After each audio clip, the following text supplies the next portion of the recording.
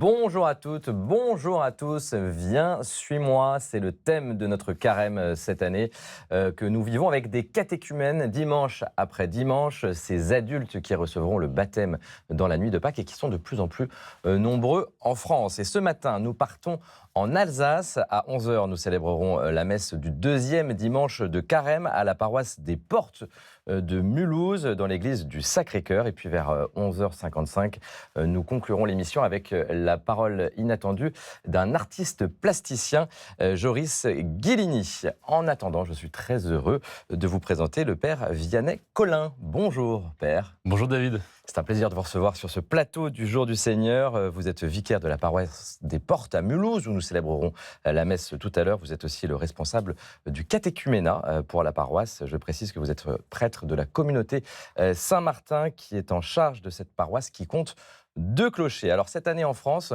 a priori, plus de 20 000 catéchumènes seront baptisés dans la nuit de Pâques. Ils sont chaque année plus nombreux, une augmentation de plus de 60% en 10 ans. Est-ce qu'à Mulhouse, vous constatez ce même phénomène ? Alors c'est difficile de vous dire, il y a une tendance comme ça, une courbe, etc. On peut ressentir parfois les choses. Ce qui est sûr, c'est qu'il y a des catéchumènes et nous, ça demande de s'organiser, de les accueillir, de mieux se structurer, d'avoir des équipes pour ça. Et, ça change votre organisation. Il y a du pain sur la planche.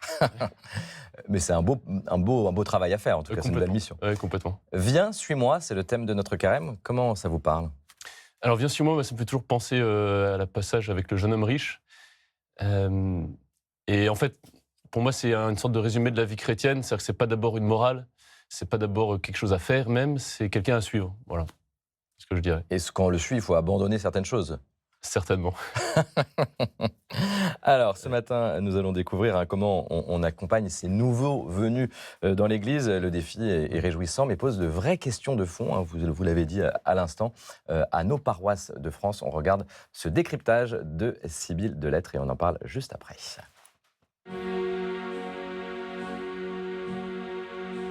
Marine va être baptisée dans une semaine. Ils sont de plus en plus nombreux. Plus de 10 000 adultes ont demandé le baptême l'année dernière. Un grand défi pour les paroisses.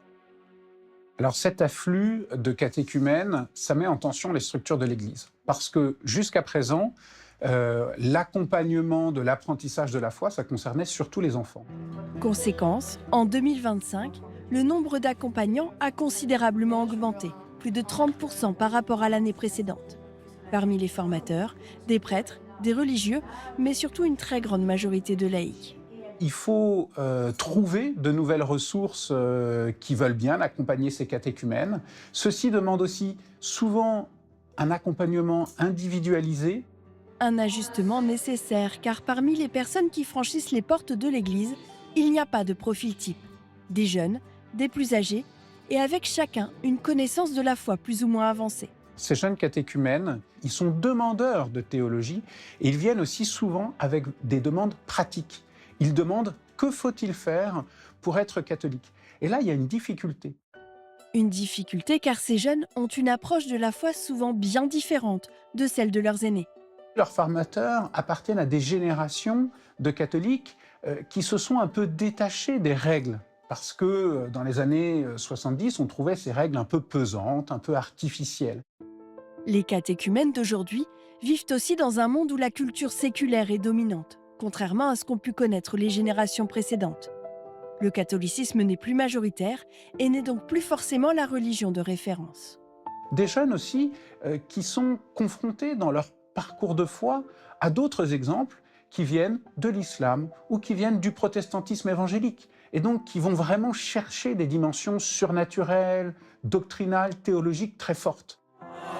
Les équipes formatrices sont donc appelées à une véritable conversion pour pouvoir répondre aux attentes de ces catéchumènes toujours plus nombreux.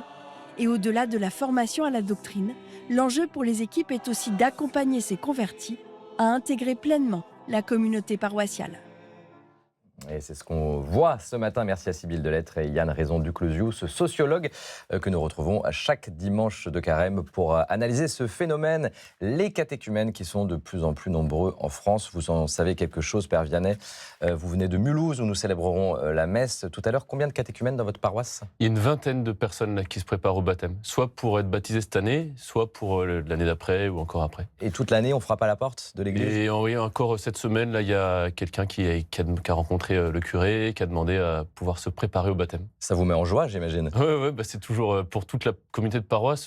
Ça devient un peu une nouvelle intention de prière d'ailleurs, régulièrement. Pour les catéchumènes. Pour les on prie pour les catéchumènes à la messe. J'aimerais vous faire réagir à ce qu'on vient de voir, notamment à travers les propos de ce sociologue, le catholicisme qui lui aussi est moins majoritaire qu'avant, en tout cas est en train de devenir une minorité quelque part. Qu'est-ce que ça change dans votre manière d'accueillir les nouveaux venus, ces gens qui parfois ne connaissent rien à la foi et qui viennent frapper à la porte de l'église ?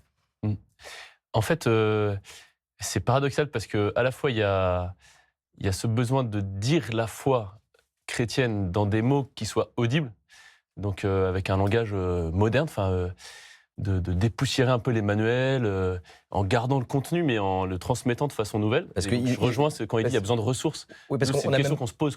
On n'a même pas le vocabulaire parfois oui, quand on arrive. Et parfois, les premiers enseignements, on dit des mots et en une phrase, en fait, il y a 3 choses impossibles à comprendre, quoi. Et donc, il y a cet enjeu-là.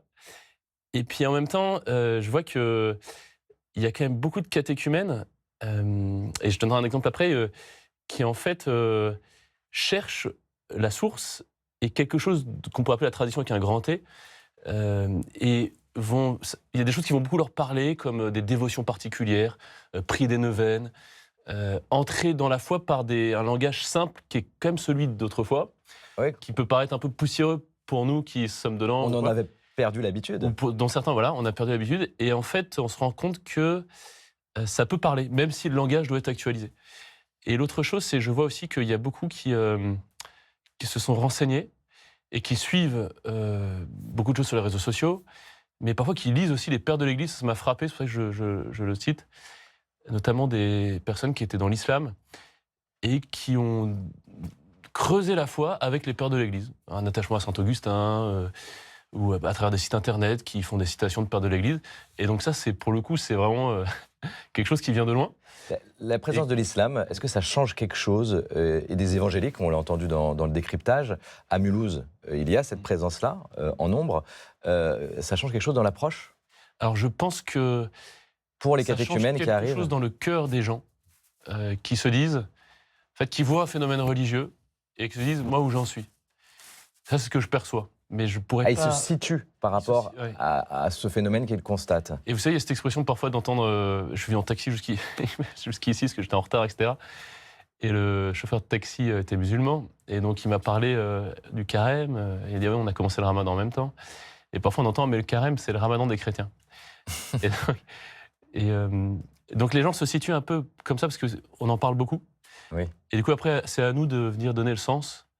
Au cas avec la communauté chrétienne, de dire, voilà, en fait, nous, si on se prépare comme ça par le carême, c'est parce qu'on fête le mystère pascal, et ce mystère-là, il peut entrer dans votre vie, quoi. Si on enracine le mystère pascal dans la vie des catéchumènes, il y a quelque chose qui est gagné. Et c'est ça qu'on essaie de faire petit à petit, quoi. C'est quoi le mystère pascal ? Voilà. C'est la question qu'on pourrait poser. Exactement. C'est le fait de faire la connaissance du Christ, de reconnaître que le Christ est Dieu, qu'il a souffert pour nous, qu'il nous aime et qu'il nous sauve. Voilà, on peut le dire simplement comme ça. Simplement en lisant l'Évangile. Voilà. Et pour les catéchumènes, c'est bien ça qu'il faut comprendre, ou en tout cas arriver à ressentir. Il peut s'équiper de tous ces mots, de toute cette terminologie, tout ce raffinement théologique qu'il y a dans l'Église théologique, qui parfois... Il peut s'équiper, mais c'est sûr qu'il faut d'abord, nous... entrer dans ces mots, et la question que vous posez est typique, quoi. Regardez, ça c'est chez vous à Mulhouse, une photo. C'était les catéchumènes il y a 2 ans, dans la nuit de Pâques. On a choisi cette photo parce qu'on voit bien la diversité des visages, d'ailleurs des personnes assez jeunes. Est-ce qu'ils viennent toutes et tous pour la même raison ? Qu'est-ce qu'ils cherchent en fait, ces catéchumènes qui arrivent ces dernières années ? Ben, c'est très difficile de faire un portrait type. Il n'y a pas de profil type. Non. En tout cas, ils sont d'horizons très divers. Il y a une grande hétérogénéité. Il y en a qui viennent par le biais d'une amitié, parfois d'une relation amoureuse, et qui découvrent petit à petit la foi, qui sont entraînés à venir à la messe. La plupart des catéchumènes vont à la messe, en fait. Et il y en a qui sont de milieux sociaux très, très différents. Mais pour autant, il y a une même soif. Il y a quand même des points communs. Il y a un besoin de sacré, d'être introduit à la prière. Il y a un sens de la prière souvent qui est déjà là. Souvent, quelqu'un qui vient toquer, il prie déjà. Donc il y a cette soif spirituelle. Oui. Alors il y a quelque chose aussi que vous leur remettez à ces Alors catéchumènes, ça, c'est cette la croix. croix que je tiens dans la main. C'est une croix qu'on leur remet. Dès qu'ils arrivent. Simple, hein. C'est une Ouais. croix en bois Ouais. là, qui se met autour Voilà, du cou. montrez-la à la caméra, voilà. Et donc cette croix-là, on la remet le moment où ils démarrent. Enfin, c'est un rite qui marque leur rentrée dans l'Église, l'entrée en catéchuménat. C'est important pour eux, Et ce symbole. c'est très important. Et surtout, le rituel est très fort. On leur remet la croix. Et donc, on dessine des croix sur les 5 sens, sur les épaules, etc. Et on leur remet la croix du Christ. Et ça marque le début d'un cheminement vers le baptême, de façon officielle et puis de façon rituelle, avec la communauté chrétienne rassemblée. Ça peut être le dimanche, ça peut être en semaine, ça dépend des uns et des autres. Je vous propose de retrouver un confrère maintenant que vous connaissez bien, le père Pascal Boulic, puisque c'est votre curé bien sûr à Mulhouse, où nous célébrerons la messe tout à l'heure. Et comme vous, il est prêtre de la communauté Saint-Martin et c'est lui qui prononcera l'homélie tout à l'heure. Mais d'abord, regardez ce qu'il a à nous dire sur l'arrivée en nombre de ces catéchumènes. Les gens viennent nous voir. Ils ont fait une expérience. À un moment, ils se sont rendus compte que leur manière de vivre n'était pas satisfaisante. Ils viennent frapper à la porte de l'église et ils demandent des lumières, quelque chose. Et on se rend compte que ça demande d'abord de comprendre ce qu'ils ont vécu, hein, les rejoindre là où ils en sont, ce qu'ils ont vécu, leur expérience spirituelle. Ça peut être un deuil, ça peut être une maladie, ça peut être une expérience spirituelle qu'ils ont vécue dans des tentatives à droite et à gauche, religieuses ou du développement personnel ou des choses comme ça. Voilà, ils ont besoin qu'on comprenne ça, qu'ensuite qu'on leur apporte l'éclairage de la tradition chrétienne avec des mots qui soient audibles pour eux. Ça rejoint un peu la nouvelle évangélisation. Il ne s'agit pas d'utiliser des mots que nous on connaît, mais qu'eux comprennent, hein, dire les choses peut-être nouvellement. Et je crois aussi que ça demande, je le vois surtout pour moi, de revenir à une spiritualité authentique afin que la culture, parfois la différence culturelle ne soit pas un barrage, mais au contraire, que je puisse les aider dans leur culture à trouver comment l'évangile va les éclairer et va aligner tout, va aligner les planètes, quoi. Père Pascal, qu'on salue et qu'on retrouvera tout à l'heure hein, pour la messe à Mulhouse. C'est intéressant l'expression qu'il emploie. Aligner les planètes, les aider à aligner les planètes. Concrètement, ça passe par quoi cette formation ? Qu'est-ce que vous cherchez à aligner avec eux ? En fait, il y a plusieurs ingrédients qu'on met en œuvre.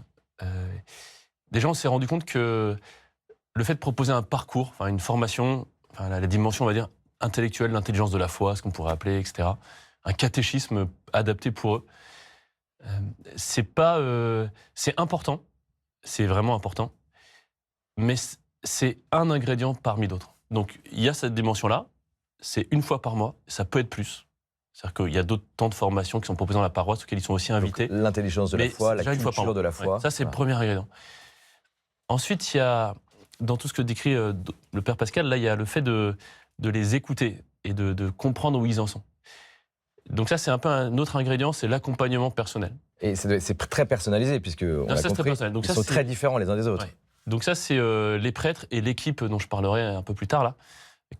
On est avec une équipe de laïcs et de prêtres, on fait le discernement et puis on apprend à les connaître. Et puis C'est essentiellement des laïcs dans l'équipe, d'ailleurs. Exactement. C'est important, ça. Hein, ouais. On a une petite dizaine, dont certains sont des néophytes, en fait. Oui. Et on rejoint l'équipe parce que... Une a été baptisée l'an dernier, je crois, c'est ça ? Exactement. C'est dingue, ça. Ça paraît dingue. Oui, mais en fait, c'est évident parce qu'elle a fait le chemin, c'est tout frais, et puis elle a quelque chose à transmettre.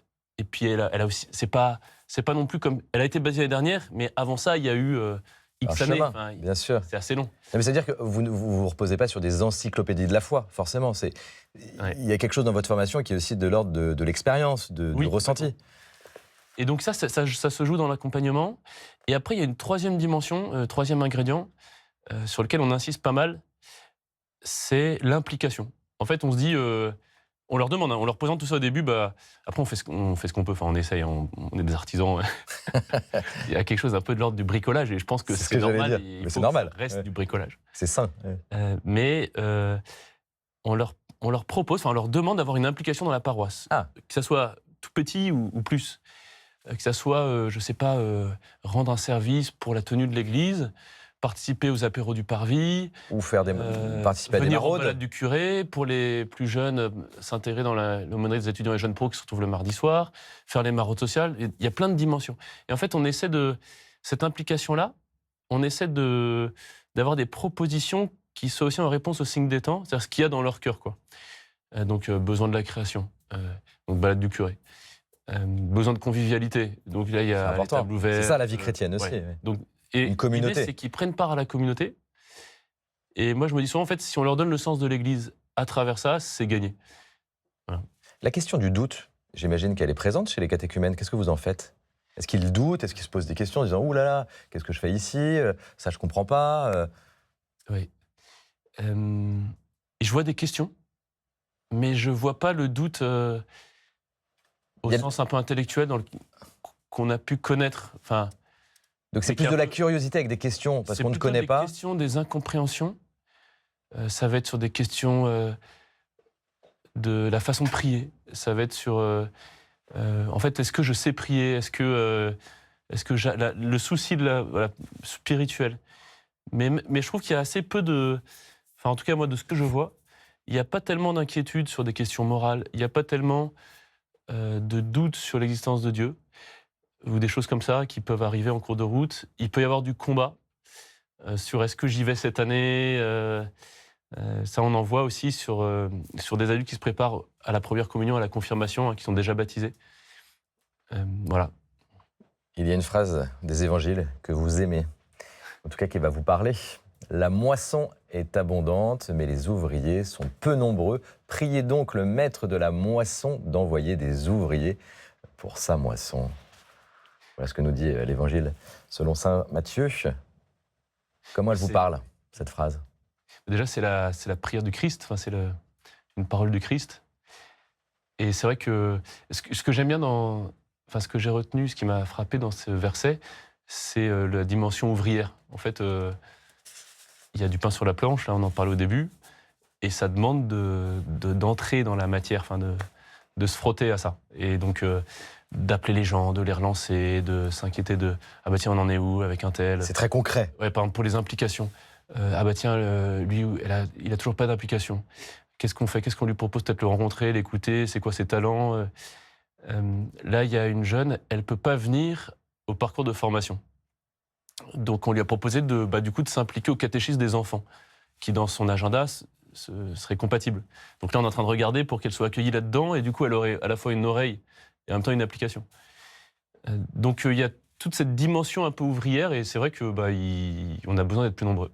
Donc voilà, l'appel est lancé. C'est bien, c'est une bonne nouvelle en tout cas. Qu'est-ce que vous cherchez à leur offrir pendant combien de temps dure cette formation d'ailleurs? Ça dépend des paroisses, le Ça catéchuménat? dépend beaucoup. Ça dépend? En C'est fait, variable? On se permet d'être assez souple et d'adapter en fonction de chacun. Il y en a qui arrivent, qui ont déjà un bagage chrétien, qui ont eu du catéchisme parfois, ou par leur grand-mère, ou par... Et donc, c'est pas pareil que quelqu'un qui arrive et qui découvre tout, quoi, qui n'est jamais entré dans une église, ça existe, hein. Les gens, le signe de croix, qu'est-ce que c'est? Le bénite, enfin, tout est nouveau, quoi. Et quel que soit le niveau de Et culture donc, ça chrétienne, peut être entre 1 et 3 ans, Ouais. grosso modo. quel que soit le niveau de culture chrétienne, que ça dure 1 an, 3 ans, 2 ans, fondamentalement, en quelques mots, comment vous pourriez résumer ce que vous voulez leur apporter, leur offrir? Je pense qu'on veut leur montrer Dieu, on veut leur montrer l'amour de l'Église pour eux, le soin que l'Église veut apporter aux catéchumènes, mais c'est qu'une étape. C'est-à-dire que nous, on n'est que de passage là, dans cette affaire-là. C'est une Après, ils vont belle devoir, expression. ils vont devoir passer à... Enfin, souvent, il y en a d'ailleurs qui sont là 1 an, 6 mois, et ensuite, ils vont devoir trouver une autre paroisse. Donc, on essaie de les accompagner dans la transition, de faire la jonction. Une succession de passages. Oui.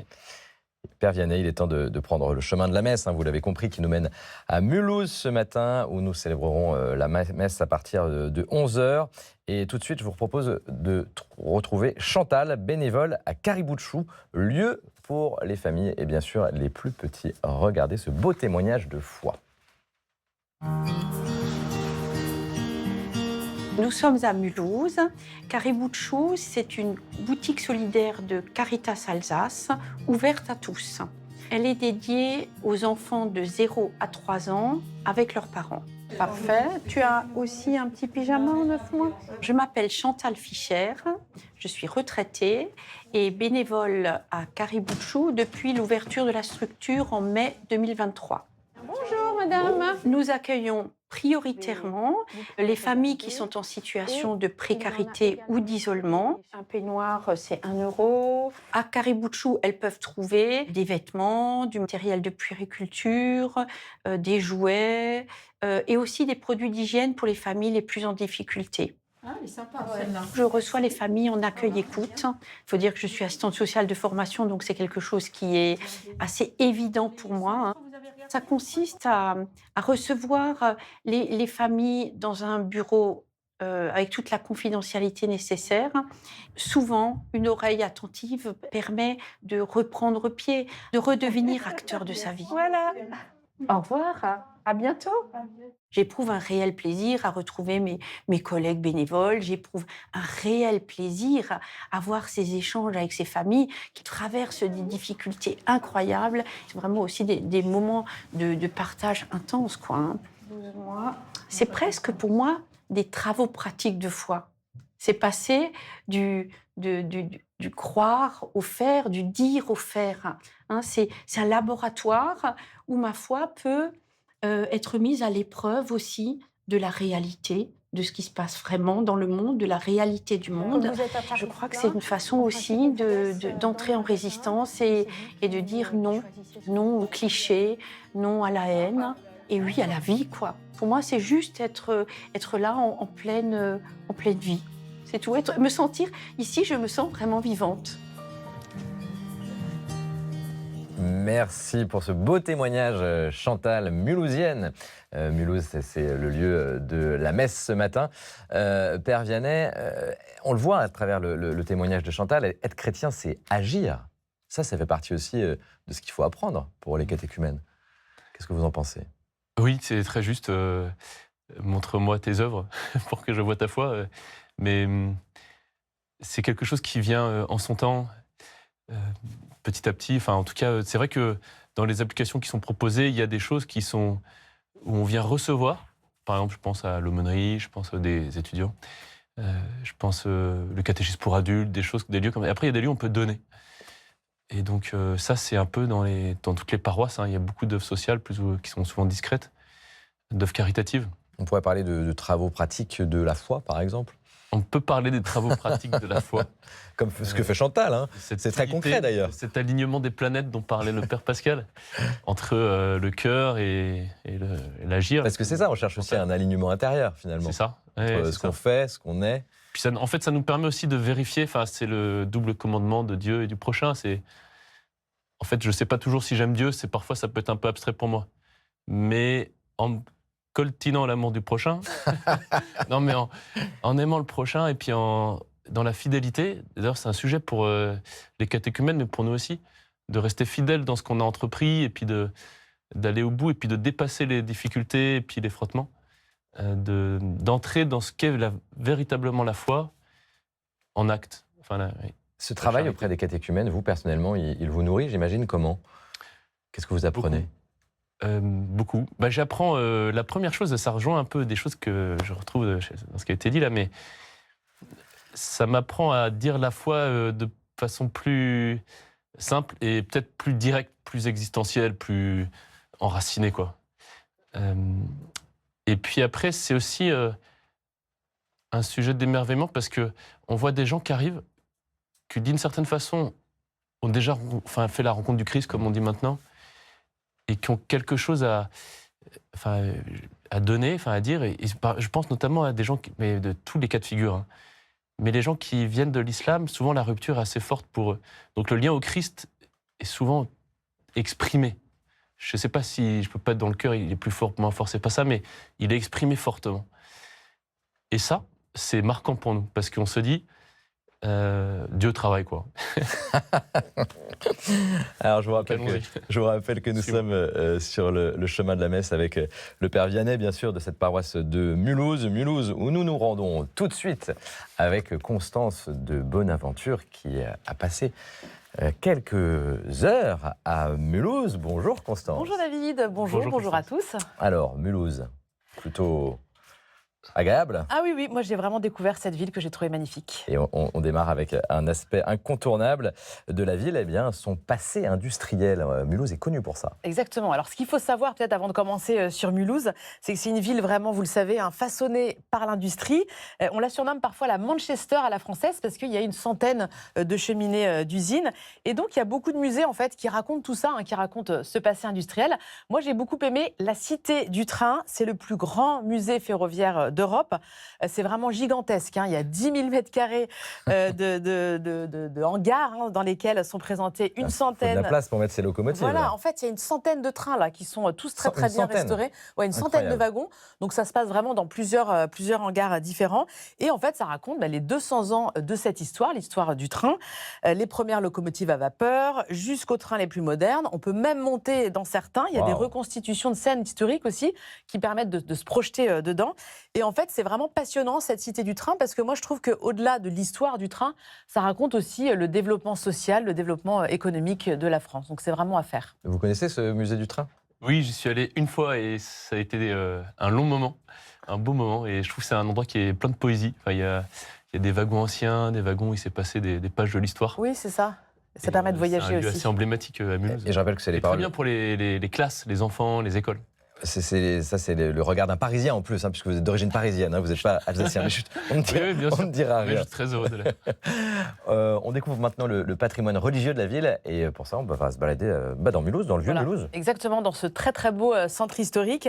Alors là, vous voyez, on est sur la magnifique place de la Réunion, on est en plein cœur de la ville, et ce que vous voyez ici, c'est pas une église, c'est un temple, c'est le temple Saint-Étienne. En fait, on pourrait croire à une église, et en fait, il a été édifié à la place d'une ancienne église, quand Mulhouse est devenue protestante au XIXe siècle. Il faut savoir que c'est le plus haut édifice protestant de France. Et alors l'intérieur, vous voyez aussi, il ressemble à une église. D'ailleurs, il a hérité, ce temple, des magnifiques vitraux de l'ancienne église. Ce sont des vitraux qui ont été réalisés au XIVe siècle. Et alors aujourd'hui, ce temple, c'est aussi un lieu culturel qui accueille des expositions ou des conférences. Allez, un tout autre style maintenant, et catholique, la chapelle Saint-Jean. Voilà, alors là, on est vraiment à quelques mètres du temple Saint-Étienne, toujours au cœur de ce beau centre-ville, et on change complètement de décor pour cette petite chapelle du XIIIe, c'est la chapelle Saint-Jean. C'est le seul édifice médiéval, et vous voyez, elle a conservé sa structure d'origine, avec ses murs peints, ses belles voûtes. C'est une chapelle qui a été désacralisée par les protestants, et aujourd'hui, ça reste aussi un lieu culturel. Vous connaissez cet endroit ? Je connais bien cet endroit de l'extérieur, mais je ne suis encore jamais entré à l'intérieur. J'étais heureux de voir les images, mais je sais que c'est un lieu fort. Enfin, on a envie d'y prier quand on le voit de l'extérieur. On va aller chez vous maintenant, Père Vianney. Vous avez eu le temps de passer par l'église du Sacré-Cœur, où on va vivre la messe dans quelques minutes maintenant. Alors, c'est dans le quartier du Réberg. J'ai trouvé que c'était un quartier très intéressant parce que c'est le quartier où les riches industriels s'étaient installés à la fin du 19e, au moment où l'urbanisation explosait à Mulhouse. Et donc, il y a tout un tas de belles villas, comme vous avez vu ici. Magnifique. Et l'église du Sacré-Cœur, c'est une église du 20e, donc, qui a été construite dans ce bel ensemble. Vous aimez ce quartier ? Oui, c'est un quartier qui est assez verdoyant, donc qui est appréciable. Il y a de l'air. Et un peu plus haut, il y a le jardin Mickey, où il y a un abri de jour qui se tient lieu le samedi après-midi. C'est un bel endroit, qui est en lien avec la paroisse, là. Les paroissiennes et les paroissiens nous attendent dans votre église. Mais avant de les retrouver, peut-être votre coup de cœur de culturel de la semaine, Constance. Un livre très intéressant, Un dimanche en France. Alors, que font les Français de leur dimanche en 2026 ? Alors, bien sûr, il y a ceux qui nous regardent, il y a ceux aussi qui vont à la messe, mais ce récit, ce texte nous dit que, bien sûr, on sait, le dimanche est moins religieux, mais il y a encore aujourd'hui quelque chose de sacré dans cette journée, avec des rituels immuables. Alors, c'est le jour de la balade, par exemple, le jour du déjeuner qui s'éternise, avec parfois encore le fameux poulet du dimanche. C'est encore le jour des matchs de foot, le jour du bricolage. En fait, c'est un recueil sociologique très intéressant sur cette journée à découvrir aux éditions de l'Aube. Et le dimanche, c'est le plus beau jour, le jour du Seigneur. Merci Constance. Père Vianney, vous restez avec nous et c'est la magie de la télévision. On va vous retrouver aussi pour la messe de ce deuxième dimanche de Carême dans la paroisse des Portes, votre paroisse à Mulhouse. Les paroissiennes et paroissiens nous attendent dans cette très belle église du Sacré-Cœur que nous venons de découvrir avec vous. Constance, cette très belle célébration à chacune et à chacun. À tout à l'heure.